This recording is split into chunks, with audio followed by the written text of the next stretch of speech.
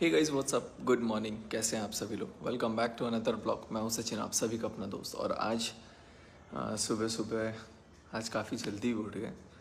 काफ़ी जल्दी मतलब फिर भी 8 बज गया था। वैसे नॉर्मली काफ़ी दिन से 10-11 बज ही जा रहा था, तो मैंने सोचा कि चलो आज थोड़ा उठते हैं जल्दी और काम करते हैं। तो गाइस, जैसे कि ब्लॉग का टाइटल आप देख के समझ गए होंगे, जो भाभी हैं वो पूछ रही थी, वो बोल रही थी कि किस वे में सुमित को थैंक यू बोला, ये बता दो। मैंने सोचा कि चलो आज क्लियर कर देता हूँ, आज बता देता हूँ, क्योंकि बहुत सारे लोग ना कुछ अलग अलग मिसअंडरस्टैंडिंग भी मन में बना के रखे हुए हैं। देखो, सारी चीज़ें जब बातें होती हैं ना, तो सारी बातों को सामने होना चाहिए, बट किसी कारण से मैं बोल नहीं रहा था। और कई बार क्या होता है ना कि जब आप थोड़े डिस्टर्ब्ड होते हो, थोड़े परेशान होते हो, तो आपको समझ में भी नहीं आता कि आप क्या बोल रहे हो, किसकी ज़ुबान बोल रहे हो, कौन क्या चीज़ कैसे मैनिपुलेट कर रहा है, कैसे क्या चीज़ समझाता है। और चूँकि देखो, जब भी कोई बातें होती हैं ना, कोई भी लड़ाई होती है, कोई भी चीज़ें होती हैं, तो मेरा दिमाग बहुत सटीकता से काम करता है। लेकिन इस बार जो चीज़ें हुई ना, वो ऐसे इंसान से हुई कि मेरा दिमाग सटीकता से काम नहीं किया। तो मैंने सोचा, मैंने फिर जब बातें बिगड़ रही थी, तो मैंने उस दिन परिवार में सबको कांटेक्ट करने की कोशिश की, लेकिन किसी ने फ़ोन वोन नहीं उठाया या किसी से बात नहीं हो पाई। तो फिर मेरे पास लास्ट में आया कि नहीं, इसका जो फियोन्सी है, मैं बात तो नहीं करना चाहता था, लेकिन फिर मैं बोल दे रहा हूँ क्योंकि बहुत सारे कन्फ्यूज़न है, बहुत सारी कमेंट्स भी हैं। तो इनकी जो फियोन्सी है, जिनसे शादी होने वाली है, पता नहीं अभी है कि नहीं, लेकिन मेरे को जहाँ तक लगता है, तो उनकी भी अच्छाइयाँ आपको दिखनी चाहिए, कुछ बातें आपको दिखनी चाहिए जो मैं आपको आज बताऊँगा।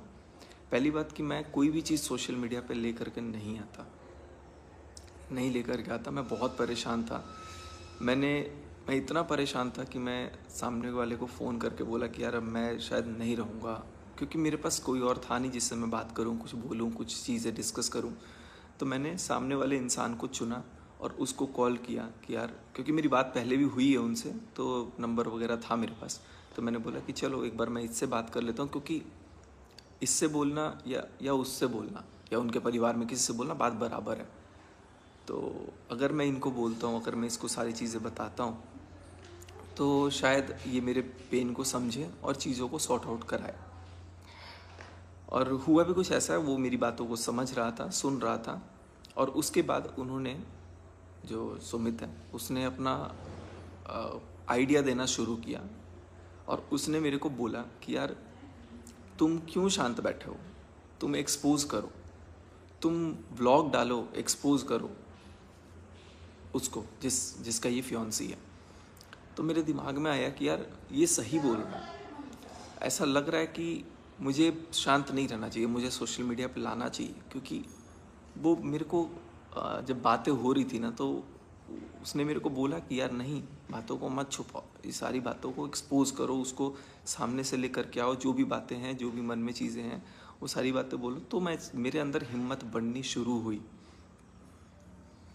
फिर बातें होती रही, बहुत सारी बातें हुई। अब उस मतलब लगभग 2-2 घंटे, 3-3 घंटे बातें होती थी। तो अब मुझे ये फील होता था कि मैं उनके घर में किसी से कुछ बात कर रहा हूँ, उनसे कुछ शेयर कर रहा हूँ। तो मुझे ये लगता था कि अगर मैं कुछ बातें शेयर कर रहा हूँ, कुछ बातें अगर मैं डिस्कस कर रहा हूँ, तो कहीं ना कहीं वो एक परिवार का सदस्य है, और कहीं ना कहीं वो मेरी मदद करेगा, मेरी बात सुनेगा, समझेगा, जो बाकी परिवार के सदस्य नहीं सुन रहे थे।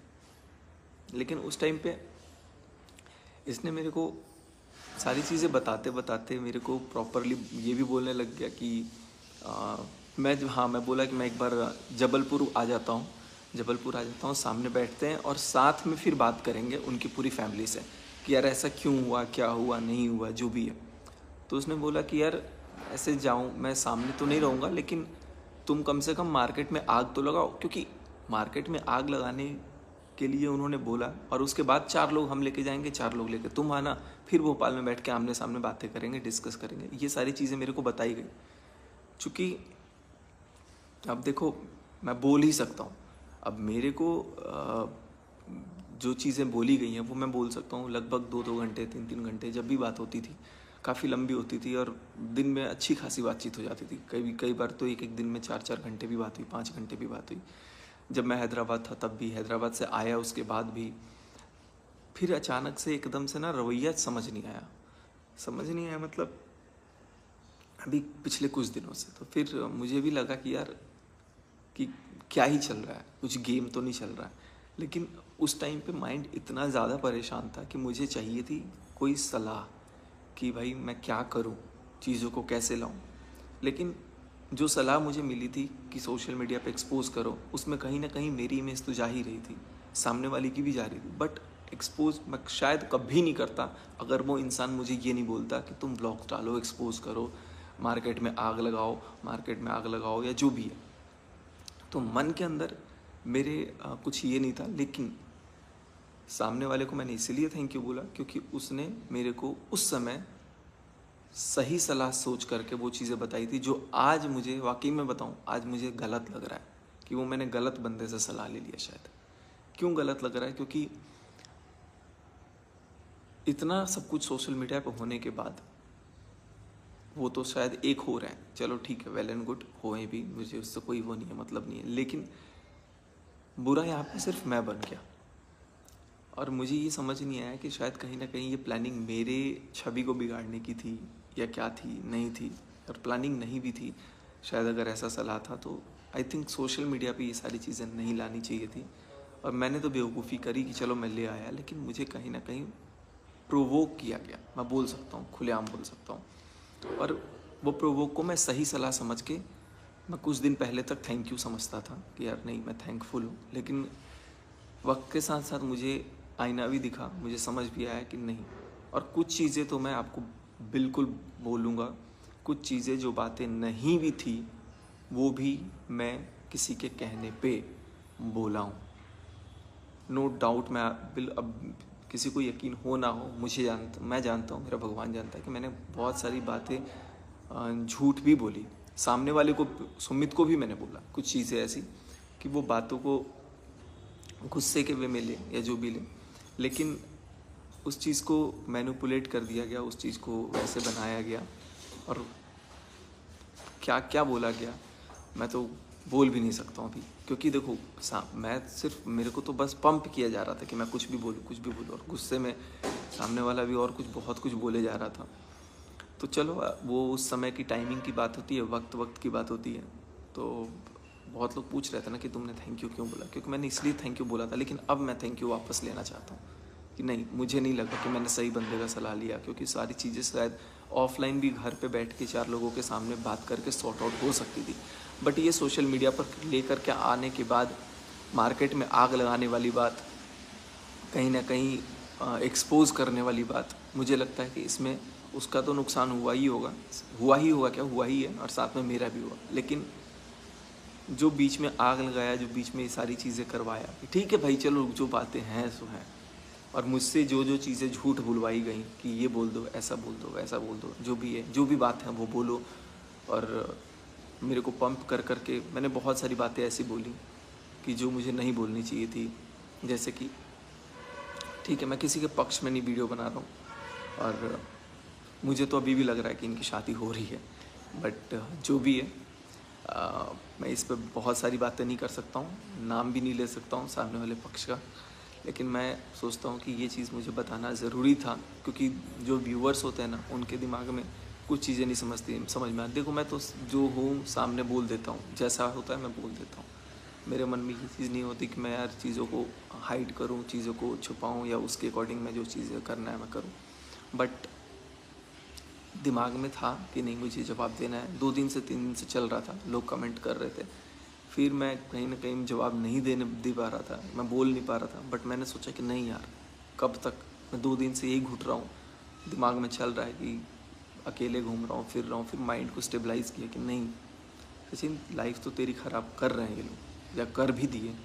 बट सामने वाला अपने आप को इतना, मतलब वो बात करना तक बंद कर दिया यार, फ़ोन भी उठाना ये हो गया।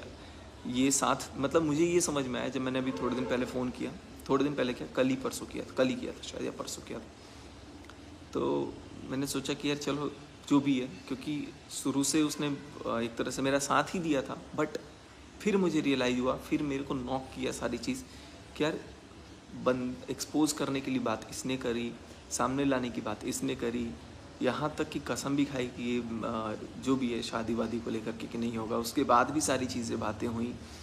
तो फिर कहीं ना कहीं दिमाग में ये था कि मेरे साथ शायद ये प्लान करके मेरे को साइड करके या जो भी है डिफेम भी किया गया या जो चीज़ें की गई मेरे साथ, तो मुझे कहीं ना कहीं बुरा लगा।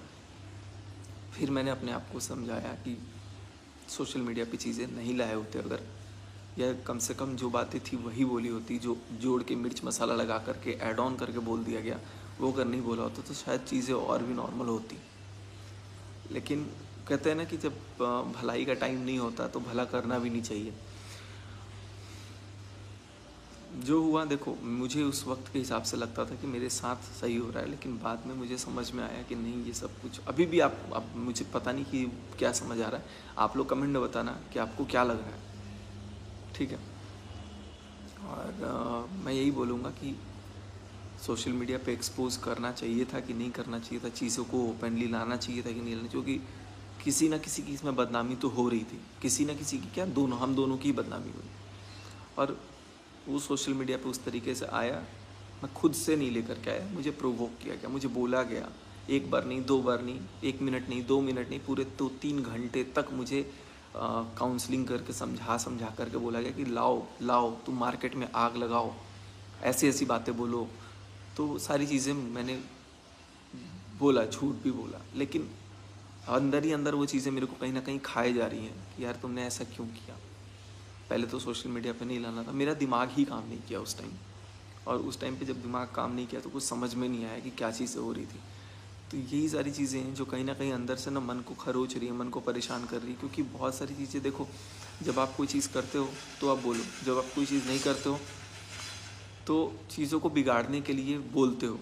और उस समय दिमाग कुछ ऐसा ही था कि चीज़ों को बिगाड़ने के लिए, लेकिन अभी दिमाग थोड़ा स्टेबल हो रहा है। तो मैंने सोचा कि नहीं, ऐसे कैसे मैं किसी को वो कर दूँ। अब बात वही है कि मेरी आदत उतनी रिकॉर्डिंग वगैरह की नहीं है, तो मैं कुछ बोल नहीं सकता। लेकिन जो बातें हैं सो मैं आज क्लियर कट सामने रख दे रहा हूँ। और अब किसी को बुरा लगे, किसी को अच्छा लगे, मैं कुछ नहीं कह सकता। बट क्या बोल सकता हूँ, इतना ही बोलूँगा कि मेरे साथ, मेरे को लगता है, अब फील होता है कि शायद गलत हुआ। सब ने ही गलत किया एक तरह से। और किसी को बर्बाद करने की साजिश वो मेरी नहीं थी। मैं सोशल मीडिया पे, आप सबको पता है कि मैं किसी के खिलाफ, वैसे किसी के खिलाफ बोल दूँ बेशक, उनके पूरे परिवार के खिलाफ कभी कुछ ऐसा बोल नहीं सकता था। तो कहीं ना कहीं मुझे वो उनके परिवार का सदस्य ही लगता था। और मुझे ऐसा लगा कि जब ये इतना ख़ास बंदा ही मेरे को बोल रहा है एक्सपोज करो, जब इतना स्पेशल ही बंदा है, फियांसी ही है अगली का, और वही बोलता है कि एक्सपोज करो, तो मेरी हिम्मत बढ़ गई। मेरे को लगा कि नहीं, मुझे बोलना चाहिए। तो मैंने बोला। तब मैं क्या गलत किया, ठीक है गलत तो किया, मेरे को पता है, लेकिन मेरा दिमाग उस समय नहीं चला, या जो भी है। तो ये सारी चीज़ें हुई, और बहुत सारी चीज़ें मैंने ऐसी बोली जो चीज़ें हुई ही नहीं। तो मैं उसके लिए तो गुनहगार हूँ। बस अब मैं बाकी सारी चीज़ें बाद में आप लोगों से डिस्कस करूँगा। इस वीडियो में इतना ही, और उम्मीद करते हैं कि आप लोगों को अब शायद कुछ क्लियर आइडिया, पिक्चर समझ में आए कि ये सारी चीज़ें कैसे हो रही थी, क्या हो रही थी।